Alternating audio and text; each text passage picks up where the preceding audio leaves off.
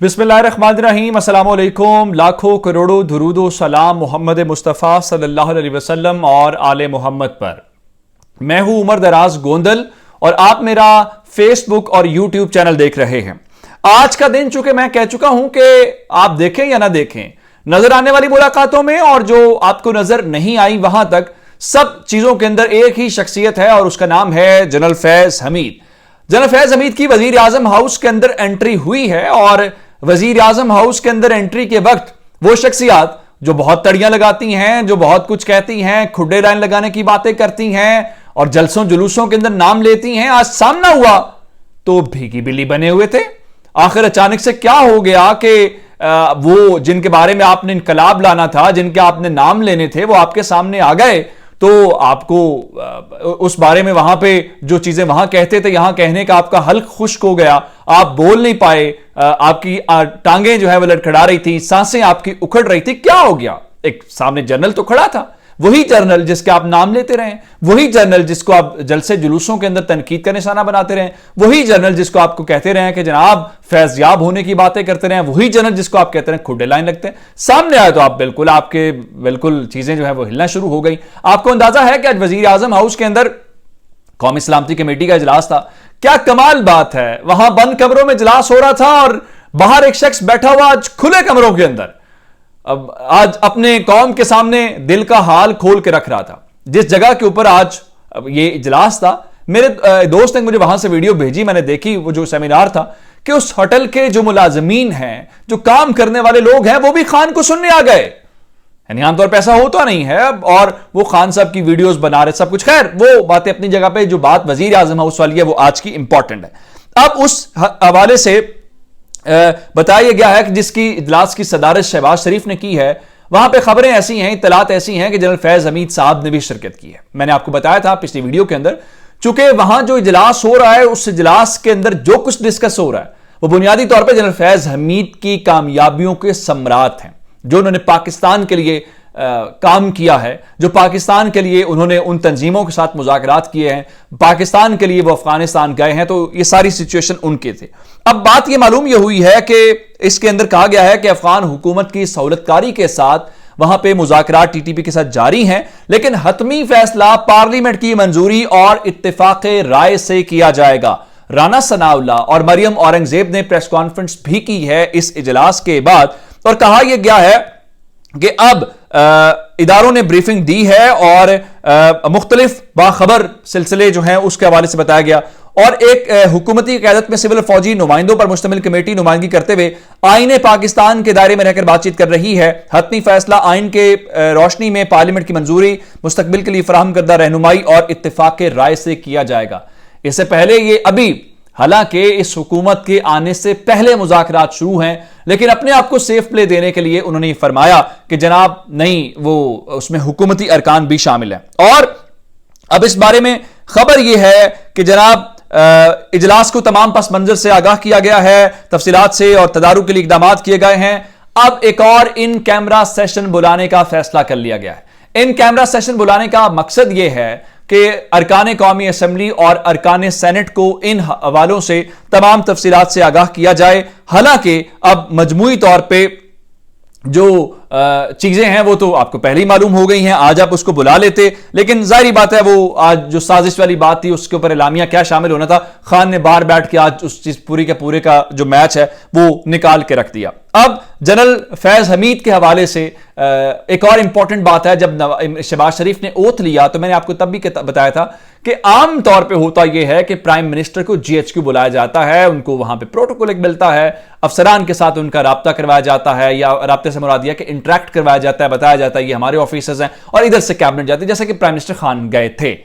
शहबाज शरीफ को अभी तक जीएचक्यू नहीं बुलाया गया और शहबाज शरीफ को पहले दौरे के ऊपर जहां पे उनका फौजी क़यादत के साथ इंटरेक्शन हुआ था, वजीरिस्तान ले जाया गया था, शिमाली वजीरिस्तान के अंदर, और पहली ब्रीफिंग जनरल फैज हमीद से ही दिलवाई गई थी। आज भी इत्तलात ये हैं कि वहां पे उनको कोर कमांडर चुके हैं, तो उनके जरिए ही ये ब्रीफिंग दिलवाई गई है। बहुत सारे लोग इस चीज को लेके मुख्तलिफ स्पेकुलेशंस कर रहे हैं और ये बताने की कोशिश कर रहे हैं कि जनरल फैज हमीद को लाने का मकसद ये है ताकि खान साहब जो बाहर बैठ के बातें कर रहे हैं कि उनका भी तोड़ निकल जाए और पॉलिटिकल गवर्नमेंट कहे कि जनरल फैज देखे हमारे साथ काम कर रहे हैं। हालांकि जनरल फैज तो काम करेंगे, वो इदारे के डिसिप्लिन फोर्स के मेंबर हैं, वो फौज के मेंबर हैं, फौज का एक पूरा प्रोटोकॉल होता है, काम करने का तरीकाकार होता है, तो वो चीजें तो हम सबको इल्म है, उसमें कोई नई बात नहीं है। लेकिन अब हैरान कुन तौर पे आज एक और चीज जो इंकशाफ हुआ है वो इमरान खान की कॉल टैप होने से मुतल्लिक है। अब आपको अंदाजा यह है कि कुछ चीजें ऐसी हैं जो राब्ते हो रहे हैं और एक राब्ता इजाजुल हक साहब वाला था। और मैं आपको ये बताऊं कि सिर्फ इजाजुल हक के जरिए राब्ता नहीं है, इजाजुल हक कहीं से पैगाम लेके गए थे, उन्होंने खान साहब को भी कहा और उन्होंने खुद कहा इस सारी सिचुएशन के दौरान इदारे के ऊपर तनकीद भी हो रही है, इदारे को नुकसान भी हो रहा है और उन्होंने कहा कि मुझे उससे तकलीफ पहुंचती है।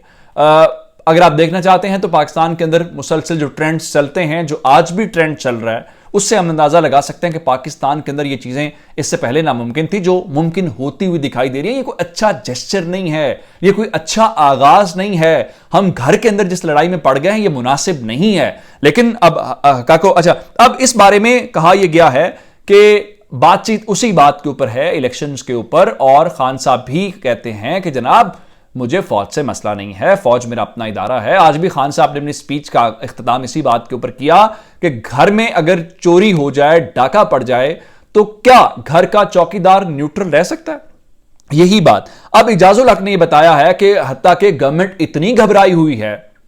कि कहीं इस्टेब्लिशमेंट इमरान खान के दरमियान चीजें ना हो। उनके मुताबिक जो उन्होंने पेशावर के अंदर खान साहब से मुलाकात की, तो खान साहब की उस मुलाकात के बाद फोन टैप होना शुरू हो गया और उनके मुताबिक उनके दोस्त ये बता रहे हैं कि आईबी को पीछे लगाया हुआ है और आईबी उनके घर के आसपास, और अब इससे अंदाजा लगा सकते हैं कि हुकूमत कितनी खौफजदा है। अब उन्होंने एक और बात की है कि उन्होंने बताया कि मेरे से हट के, यानी इजाजुल हक के जरिए जो कम्युनिकेशन हुई है उससे हट के खान साहब के जरिए बातचीत हो रही है। यानी इस्टेब्लिशमेंट और खान साहब की जो इस वक्त बातचीत है वो हो रही है, लेकिन कॉल्स भी टैप की जा रही हैं जो उन्होंने कहा है। लेकिन दो और इंपॉर्टेंट बातें हैं। असद उमर साहब ने आज एक बार फिर वाज़े तौर पे कहा है कि जो खुरम दस्तगीर ने बात की है कि वो इसलिए आए हैं या उनको इसलिए लाया गया है, जो चीजें हैं उनके मुताबिक क्या वो अभी तक DGISPR की जानिब से कमेंट नहीं आया, और इस बात को लेके वो बार बार कह रहे हैं कि मैं स्टिल इसके ऊपर वेट कर रहा हूं कि वो उसके ऊपर कोई स्टेटमेंट जारी करेंगे। और फिर एक और चीज भी मैं आपको बता दूं कि दानियाल अजीज जो हैं उनका एक ट्रैफिक हादसे में खबर आई, अल्लाह ताला उनको सेहत जिंदगी दे, तो खबरें उसके मुतालिक आई कि जनरल बाजवा ने उनकी तीमारदारी की है, अयादत की है। सोशल मीडिया के ऊपर ये खबरें चल रही थी। अब जाहिर बात है इसके ऊपर ISPR ने कोई स्टेटमेंट नहीं दी, और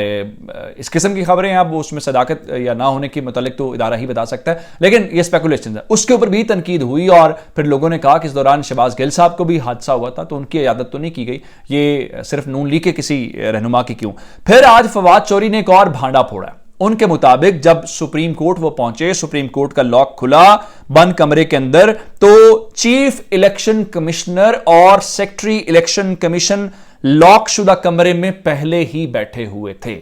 अब ये कमरा लॉक किसने किया, वो वहां क्या कर रहे थे, और उनके मुताबिक कुछ तो मजबूरियां रही होंगी, यूं कोई बेवफा नहीं होता। और उन्होंने इस बारे में कुछ आज शेरो शायरी भी की और कहा कि मैं बहुत सारी बातों के ऊपर खुल के बात नहीं करता, मुझे डर लगता है। लेकिन ये जो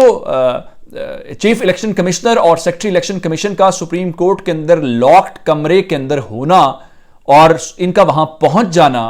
ये एक नया पिंडोरा बॉक्स खोल रहा है, जिसके ऊपर खान साहब बार बार जो है आज की तकरीर के बाद और आज के मामलात के बाद मैं आपको बताऊं, अब अगर आप ये तवक्को कर रहे हैं कि मामला ठंडा होगा, सवाल ही पैदा नहीं होता, बल्कि मामला मजीद गड़बड़ होगा और मजीद इसमें हमें वो चीजें नजर आएंगी। अपना बहुत सारा ख्याल रखिएगा। खुदा हाफिज।